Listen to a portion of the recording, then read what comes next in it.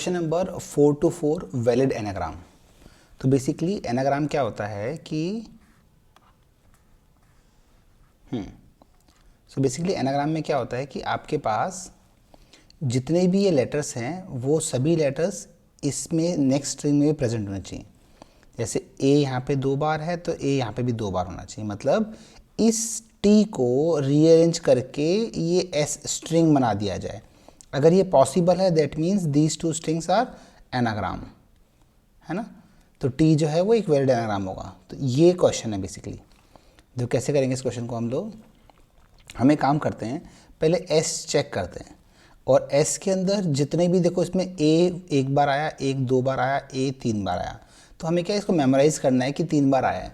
तो जब भी हमें कुछ चीज़ें मेमोराइज़ करनी होती हैं, कुछ स्टेट मेंटेन करना होता है, तो हम क्या करेंगे, इसके लिए एक डिक्शनरी बनाएंगे, है ना। तो हमने डिक्शनरी बनाई। इस डिक्शनरी के अंदर इसको ट्रैवर्स करेंगे हम स्टार्ट टू एंड, और जैसे जैसे आएगा उसको अपेंड करते आएंगे। इससे पहले स्टार्टिंग में चेक करेंगे ए प्रेजेंट है क्या। अगर ए प्रेजेंट नहीं है तो ए के अंदर 1 डाल देंगे, ठीक है। फिर एन लेंगे, एन के अंदर 1 डाल देंगे।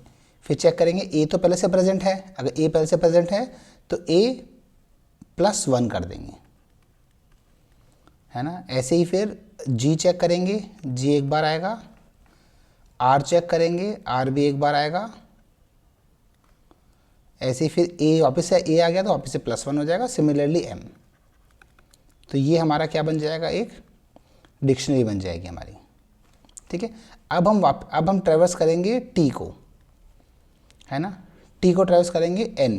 तो फर्स्ट एलिमेंट क्या आएगा इसके अंदर, एन आएगा।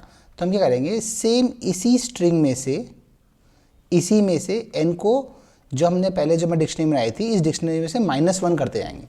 जैसे एलिमेंट मिलते जाएंगे उनको -1 करते जाएंगे। तो फर्स्ट एन आएगा तो n-1 ये 0 हो गया। नेक्स्ट हमारे पास ए आएगा तो यहाँ पे -a हट गया। फिर जी आएगा, पहले एन हटा था, फिर जी आएगा तो जी हट जाएगा, फिर ए फिर से हट जाएगा, फिर आर हट जाएगा, फिर वापस से ए हट जाएगा और लास्ट में एम हट जाएगा, ठीक है। अगर इनमें से एक बार भी ऐसा कोई एलिमेंट हुआ जिसमें वो इसको नहीं मिला, है ना, तो वो फॉल्स रिटर्न कर देगा।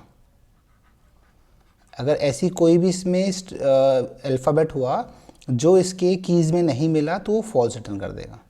और अगर ये लास्ट में ख़त्म होने के बाद अगर ये पूरा एम्प्टी हो जाता है, दैट मीन्स कि हमारे पास क्या है, दोनों ये वैलिड एनाग्राम है ना। जैसे रैट और कैट लिया, आर मिल जाएगा, आर में 1 1 1 1 हुआ। इसको चेक करेंगे जब, तो सी कटेगा ही नहीं, तो सी मिला ही नहीं इसको, इसका मतलब फॉल्स रिटर्न कर देंगे, ठीक है। तो ये हमारा इसका लॉजिक रहेगा, ठीक है।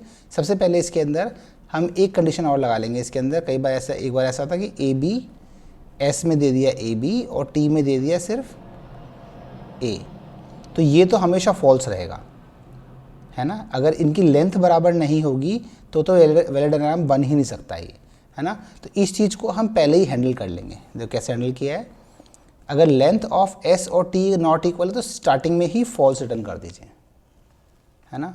उसके अलावा मैंने एक डिक्शनरी ली, मैंने जैसे पहले बताया आपको आई इन एस, है ना। एस को ट्रैवर्स कर रहे हैं हम स्टार्टिंग में।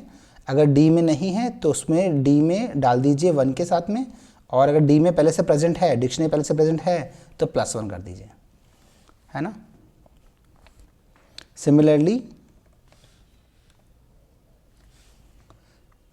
अब मैं यहाँ देखूँगा मैं, तो जे इन टी, अगर जे टी में नहीं है, मतलब अब मान लो ये n है, अब ये n इसमें नहीं होता, डिक्शनरी में नहीं होता ये, तो स्टार्टिंग में मैं फॉल्स रिटर्न करता, है ना। और अगर है तो उसको -1 कर दो, क्लियर।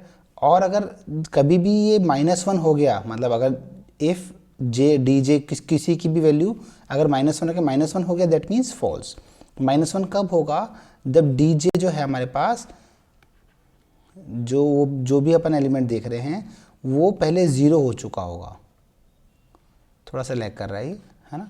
अगर पहले से 0 हो चुका होगा तो 0 में से -1 करेंगे तो -1 आ जाएगा, -1 आते इसको फॉल्स रिटर्न कर दो। और अगर ये लूप पूरा चल गया, ये लूप पूरा चल गया, तो एंड में क्या कर देंगे, अगर ये है इसका मतलब सब के सब -1 हो चुके हैं, 0 हो चुके हैं, तो लास्ट में हम ट्रू रिटर्न कर देंगे। Clear, thank you.